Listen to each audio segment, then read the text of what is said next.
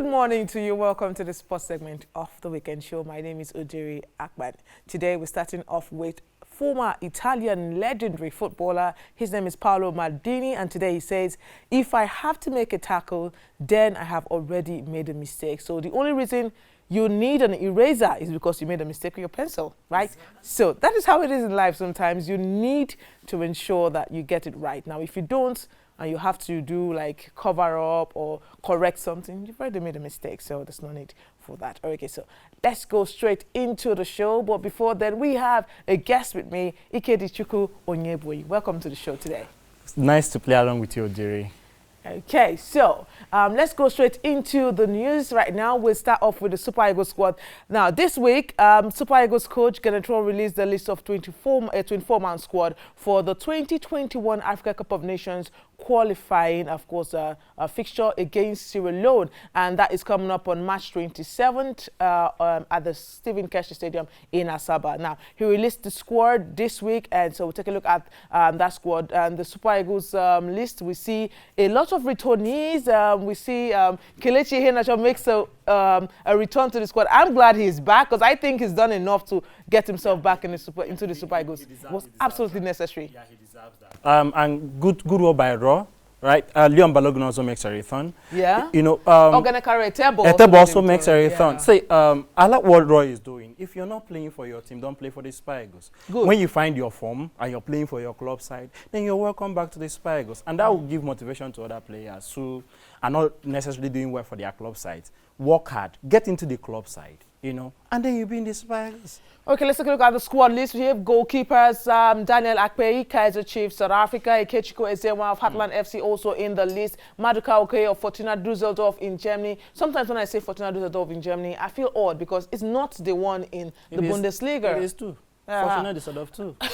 Okay, so let's go to the defenders. We have Kenneth Omero, CD Leganes of Spain, Leon Balogun of Wigan Athletic is in the squad. Chidozie Awaziem of Leganes in Spain also makes the list. William Chus-Ekong with Udinese FC Italy, Olaoluwa Aino of Torino FC in Italy, Jamilu Collins of Paderborn in Germany, and Oluwa Semilogo Ajayi of West Bromwich Albion also makes the list. Let's go straight to look at the midfielders. Abdullahi Shehu from Bursaspor FC in Turkey, Etebo Ogenekaro from Getafe in Spain, Wilfred Ndidi from Leicester City makes the list. Joseph Aribo from Glasgow Rangers and Ramon Aziz of Granada makes the list. For the strikers, we have Ahmed Musa from Al Nassr in Saudi Arabia, Alex Iwobi, Everton FC, Victor Osimhen, Lille FC of France, Moses Simon or Nance in France makes the list. Samuel Chukwueze is also in on the list. We also have debutant Cyril Desez of Heracles in Almelo, Netherlands, Kelechi Iheanacho of Leicester City, England, and Samuel Kalu from Girondins Bordeaux in France. Now, talking about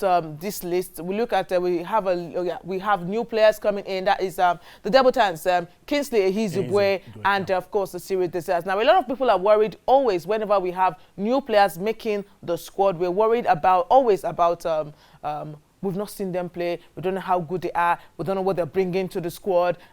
For defenders, it's quite difficult. Ehizibwe is a right back, so we need to actually see him play for the Super Eagles to say, oh, he's a good addition. Now, Ehizibwe plays for Cologne. Yes. Now, he's good at Cologne. Now, he also has to fit in at the Super Eagles. Right. Now, but we have this mentality of, oh, he's a striker. He scored how many goals this season? He will fit in. Put him in. We don't even think about it. Okay? Yeah. So, Desez makes the list. He's the top scorer in the Netherlands. 15 goals in 25 matches, 18 in 28 for Heracles in the Eredivisie. Doing very well. He's been scoring goals. I've just followed his career. He's been scoring goals all through his career. 22 goals in 36 matches for NEC Breda. You know, scored a lot for Utrecht too. So he's a goal scorer. We need him. We need competition for Victor Osimhen, right? In case anything happens to him. So we need somebody that can confidently step in and do a good job. It looks like the man that will confidently do that. He looks like that. And for Kingsley Ehizibwe, he 22 games this season, first choice right back for FC Cologne. 22 games, 1 goal, 1 assist. He's not provided a lot of assists for a player that his primary job is not to provide assists. Well, it's a requirement now in exactly. football, want right backs now to do a good job in crossing, doing those crosses and those assists. Well, he's been consistent for Cologne. So let's see what he brings to the Super Eagles. Okay, we're talking about debutants. Let's go straight to returnees. We have, of course, you said Leon Balogun, but we also have Kelechi Iheanacho. Iheanacho's story is more inspirational for me because I personally, on air, told the public, look, I don't think this guy should be invited to the Super Eagles anymore. And I agree with you at that point. I did not bat an eyelid with that. But when he started to have this resurrection in his career and began to play well for Leicester City, even though with the limited time and appearances he's had, I agree with Genetro in getting him back into the squad. That fight that he has now is what we need. Exactly. You know, like I said earlier, if you're doing well for your club side, come back to the Super Eagles. If you're not doing well, you don't have any business with the Super Eagles. We are seeing that with Leon Balogun. He wasn't getting game times at Brighton. He has played 5 games with Wigan now. You know, narrowly missed the Player of the Month award to Sam Mosi of Egypt. Chaos is a good player. Had a bad patch, left him out. Rogers is finding the importance in the... Rogers going to Leicester now looks like a good thing for us. Exactly. And he has brought out the best in the young man. His scoring goes... Looks like if Vavadi can't get the goals, I can get them now. And he's been getting goals, so it's good that we'll have him back in the Super Eagles. Okay, now since Etebo moved to Getafe, we've not heard a lot from Etebo, but of course he's been playing well. Yeah, you know, we follow, I don't know if it's by default, we just follow the English Premier League, so, and then we follow the Championship to see if our players are playing regularly there. But Etebo has always been a good addition to the Super Eagles. He has box-to-box midfield. He has always been. And then playing for Getafe, they are third in the league. Yeah. And that has raised an eyebrow, and I've started following him. Yeah. They're not exactly playing him in that boss-to-boss midfield role. They're playing him outside right, you know, so, and which makes him come back to help defenders too. And he's been doing very, very well for Getafe. And yeah, good addition. Anytime, any day in the Super Eagles. Anytime, any day. Okay, anytime, any day. Let's talk about, of course, other things. Now, talking about this squad list, of course, we're playing Sierra Leone on the 27th of March, and 5 days later or so, we have to go to Freetown to take on the Sierra Leoneans for the second leg. So that is about the 2021 African Cup of Nations. Now, let's talk about this particular law that came out during the week. That's Nigerian lawmaker Akin Alabi. He came out, proposed the law. He says they're planning to propose a law to the Federal House of Representatives. And in that law, it will mandate the Nigerian Football Federation and the Super Eagles manager at the time, right now it's Genetro, it might be someone else, but it says to always include 2 players from the local league in any squad we're taking for international tournaments. I batted an eyelid instantly. You know me, I'm always about standing for what is right. But this is something that has come up recently because there was a time that the NFF was all about Genetro forcing him to ensure that before he has a new contract to the point of including it in his contract. Yes, in his contract. I was even against that. I'm against that because you can't tell someone, go to school and make sure you come out between 1st to 3rd in class. You don't pay school fees. You don't buy the person books. You don't buy textbooks. You don't even, the child doesn't have a uniform, and then you want the child to come out first. There are some schools that won't let you sit in class when you're owing school fees. Exactly. You've not paid school fees. Exactly. So how do you come out 1st to 3rd? You know, the issue is the law he's proposing is very laughable. Okay. You know, it's so bad that even the word bad doesn't describe it. Seriously, what are you trying to achieve? If he's making a law, say, you know, let's make Nigerian Football League as professional as it can possibly be. Let's have standard pitches. You know, let's have coaches institutes. You know, let's pay these players as at when due. You know, then I will listen to him. But what are you trying to achieve? You want us to say, so because you play in the league, you have the right to play in the national team? There were a lot of reactions to that, and of course we know the long-standing battle when it comes to the renewing the contract for Genetro. His contract expires in June 30th. So as of the 1st of June 2020, he'll be a free manager. He could get any country he wants to get. He is liable to even talk to any federation he can talk right to now. So he'll probably sign on the 1st of July. If we can just go to the other pictures that has Akin Alabi there, and then we can take a look at the tweets.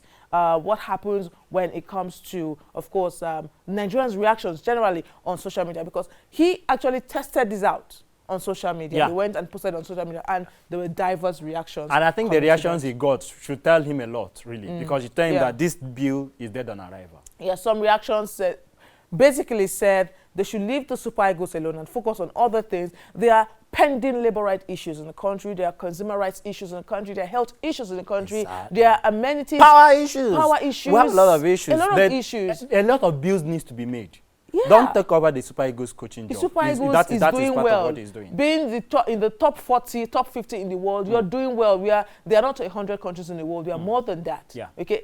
Africa alone are 54 countries in CAF. Exactly. So we're doing well. Leave them alone. Let's go to places where we're not doing well. Where we're talking about it in lifestyle segment today. The maternal mortality rate, and there are also other infant mortality rate. There are a lot of things going on. So let's leave those issues and focus on the ones that are pending. More like a scale of preference, okay? Yes. So, some of the tweets, someone actually came out and said, instead of forcing the coaches to pursue local players in the league, why don't we ensure that those players, that league itself has regular welfare, good welfare for the players, pension for the players, medical insurance for the players, and also retirement pensions for the players. Yeah. And they should also work on transportation and other benefits for the players. You're right. A lot of things that needs to be worked on. Development in the league. Make a law that, see, if you're traveling you cannot travel for more than 2 hours on the road. Take a flight. Make such laws. Let's see if our leagues is professional, right? And then we'll have good players. You don't need to force a good coach to get players from the league that is functioning. How many laws have the English people made to get England players playing in the EPL to play in the team? Good question. Have you ever heard that the Spanish national team has a law that says 2 players must make the national team? Because they have a good, vibrant league that is working. The league is working. Okay. You have professional players in the league. The players are good. You don't have to force anybody to get a good player to play in the national team. You don't have to do that. All right, let's go straight to the goals of the week. We saw beautiful goals being scored in the, of course, across all leagues in the world. Let's go straight and take a look at the goals of the week.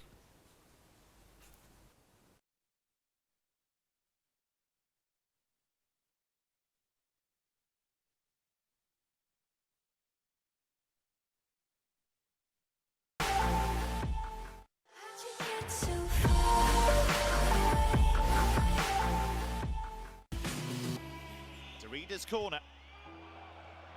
Guided away, and here is Tommy. Onto it in a flash, and he's carried on the run, Eric Tommy. Here is Zimmerman.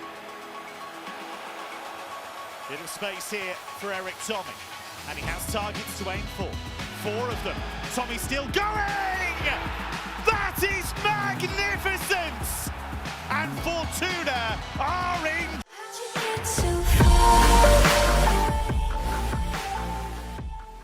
Oh, that's short, and Sarr is on a hat-trick, remember.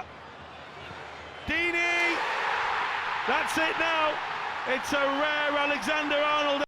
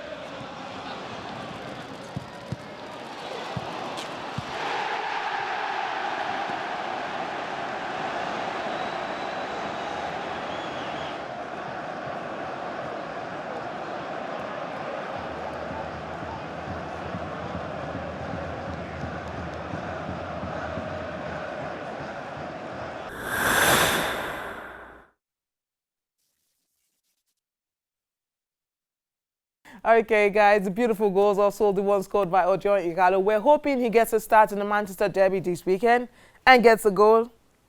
I don't know if they win, but at least he should score.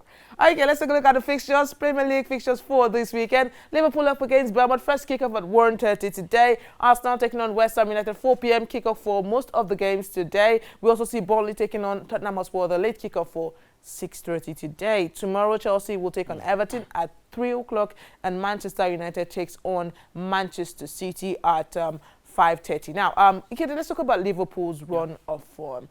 Is this an unfortunate run, or is just a deep, or is something we should be worried about? I think it's something we should be worried about. Why? I feel some things are found at Liverpool. Who? Yes, That's that's just what I think. So it's like they were doing boju. They were finally caught. Yeah, they've been called. Look at the match against Atletico Madrid in the Champions League. Yeah. It seems like the same template that Watford employed. Look at Chelsea in the FA Cup. It seems like shut down the fullbacks. They are almost powerless. And anything that shuts down their fullbacks gets to win against them. And that's what teams are now doing. Watford did that. Atletico taught us that. Diego Simeone taught us that. Watford did that, right? And then Chelsea also did in the League Cup over the midweek. So shut down the wing backs. They make sure they don't progress any further. Suffice to say that I've already And then gotten you a red get shirt to celebrate Liverpool's title this season. I hope I don't have to return it. No, I think the titles is theirs already. Okay, But it's so- just that they are going to lose a few more matches. All right, on Monday we still have Leicester City against Aston Villa, but let's move away from Premier League fixtures and go to the La Liga. Eibar takes on Mallorca at 12 o'clock, and we see Atletico Madrid taking on Sevilla at about 4 p.m. Barcelona will be in action against Real Sociedad at 6:30 p.m. Tomorrow, we see Real Madrid against Real Betis. Last kickoff for tomorrow at 9 p.m. Also, the first kickoff is Osasuna against Espanyol. Let's go away from the La Liga. In the Italian Serie A, not a lot of games this weekend, but we'll take a look at Parma against Spal coming up at 11:30 on Sunday. And we see Juventus against Inter Milan at 7:45 on Sunday. Of course, and on Monday, Sassuolo takes on Brescia. So, away from this Italian Serie A, we'll take a look at the Bundesliga. We see Hertha Berlin taking on Werder Bremen at 2:30. Bayer Leverkusen also up against enshrined Frankfurt. Borussia Mönchengladbach takes on Borussia Dortmund at 5:30 p.m. today. And also on Sunday, we see Bayern Munich taking on FC Augsburg and Mainz 05 up against Fortuna Düsseldorf. The French Ligue 1 is the last league we'll take a look at for this weekend. Strasbourg up against Paris Saint-Germain, 4:30 p.m. kickoff today. Angers up against Nantes, and we're looking for Lille. Lille takes on Lyon tomorrow. Lyon is in a good patch of form, but Lille also seems to be picking up. And they're beginning to pick up points away from home, and that's a good sign for Lille. But Osimhen, we're rooting for you. Of course, we have our support every day, anytime. Saint-Etienne up against Bordeaux at 2 o'clock. Those are the fixtures in the French Ligue 1. Let's go straight to the match of the week.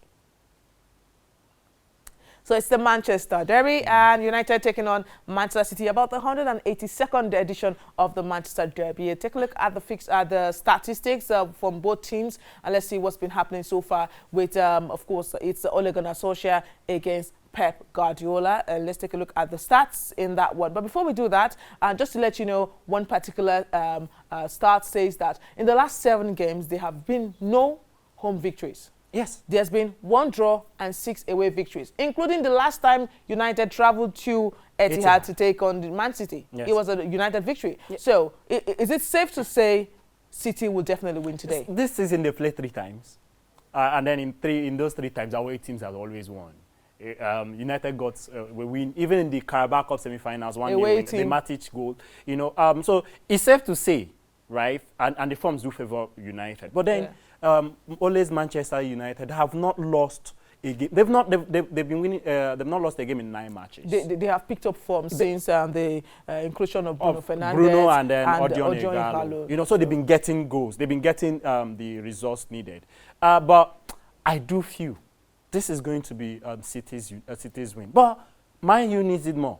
Right? Yeah, they needed more to keep their top 4 fight alive. Whether it's going to be top 4, top 5 now if the ban on Man City stands, yes. So they need it. Any loss. There's just 4 points. There's just 4 points between 5th place Manchester United and 8th place Sheffield United. And so United need to keep their head above water, As and they need to get a result against Man City. I dare say, apart from Liverpool and Man City, nobody is safe in that top 4 race. Yeah, true. And then anybody Chelsea can be Chelsea are a result of their problems. Yes, they have their own issues too, and I'm not sure they are even going to be there at the end. Okay, so far 158 matches played in the Premier League between both sides, and we see the victories and we see the losses in that one. So key players in this one, we see Bruno Fernandes. Played 4 matches, scored 2 goals. Fantastic record so far. Goals per match, 0.50%. 2 assists already created. True balls too. We see shooting accuracy 44%. Really big, huge difference from United before Bruno Fernandes and United after Bruno Fernandes. A good impact that he has made since coming in. You know, he came into the club and then taking the game by the scruff of his neck, and then he's providing results. You know, we used to know United before him as a counter-attacking team, but now they seem to know how to play. They seem to know how to open up teams, right? And then with him coming in, he's been getting goals. He's not afraid to take the shots, you know. And Odion too, right? Odion is always going to get goals. Okay, key player for Manchester City, it's Sergio Aguero, 16 goals in 21 appearances. That is just for the Premier League. He's got 23 or thereabout for City so far this season. He's closing in on Rooney's record for the Manchester derby. He's got 9 goals so far. So if he gets a hat-trick today, he hits that record straight point and center. So let's see how that pans out, but we have to go. So we're going straight to the last story, table tennis.